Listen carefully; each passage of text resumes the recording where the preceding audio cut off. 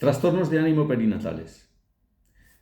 Bueno, en el posparto hay trastornos y hay una entidad que se llama tristeza posparto, que es muy habitual en los estudios, normalmente estudios realizados en partos medicalizados. Tiene una prevalencia de hasta el 80% de las mujeres que han parido. Sin embargo, en los partos en domicilio, partos con mínima intervención, no hay casi, es inexistente la prevalencia de la tristeza posparto. Influye pues cosas como la separación, aspectos como la separación temprana del bebé, las sensaciones de pérdida del control sobre el proceso, etc. Porque en los partos en domicilio, bueno, pues también el entorno ayuda, hay ausencia de intervenciones innecesarias, hay siempre un contacto piel con piel. Todo esto nos dice que la tristeza posparto es algo que no es necesariamente acompañante a los partos. ¿Cuáles son los síntomas? Pues se caracteriza por llanto, irritabilidad, cambios de humor, ansiedad que puede ser leve o moderada y sensación de vulnerabilidad. A diferencia de la depresión posparto, los síntomas de la tristeza posparto son leves, duran menos de 2 semanas y no interfieren significativamente en el funcionamiento de la mujer. Pero la tristeza posparto no es un trastorno. Hablamos en los trastornos de ánimo perinatales porque es un estado de ánimo, pero no se considera un trastorno, se considera un estado emocional. ¿Cuál es la incidencia de los que sí son trastornos? Ya decimos que la tristeza posparto tiene una incidencia de un 80%, pero sí el 20% de las mujeres tienen un trastorno de depresión, tienen una depresión con síntomas de tristeza ya persistente, fatiga extrema, dificultad para vincularse con el bebé e incluso pensamientos suicidas. Y un 15% tienen ansiedad perinatal, con síntomas de preocupación excesiva por el bebé, insomnio, ataques de pánico o conductas obsesivas.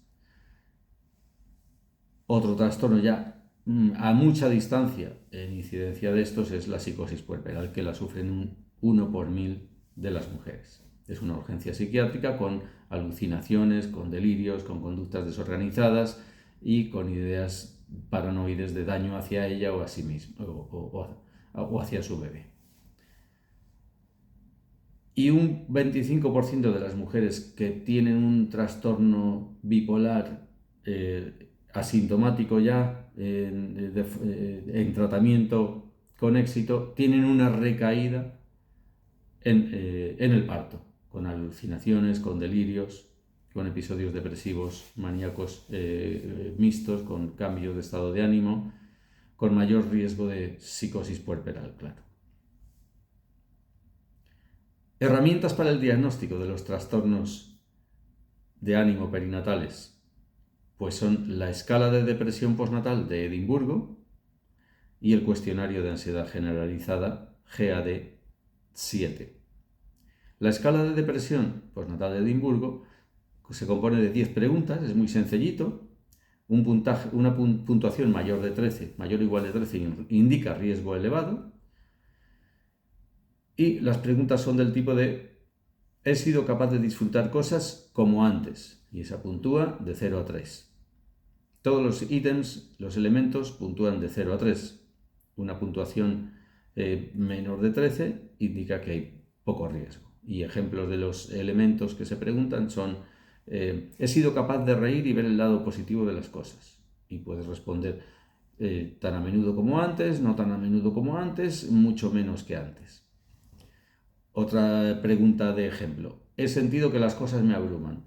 Y puedes responder no en absoluto, o no muy a menudo, o sí a menudo, o sí la mayor parte del tiempo. Y según la respuesta, pues son 0, 1, 2 o 3 puntos.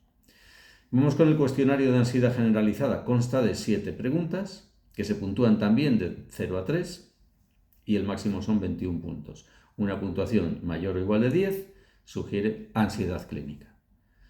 Ejemplos de las preguntas que se hacen es: ¿con qué frecuencia se ha sentido nerviosa, ansiosa o al borde de un ataque de nervios? Y las respuestas pueden ser nada en absoluto 0 puntos, varios días 1 punto, más de la mitad de los días 2 puntos, casi todos los días 3 puntos.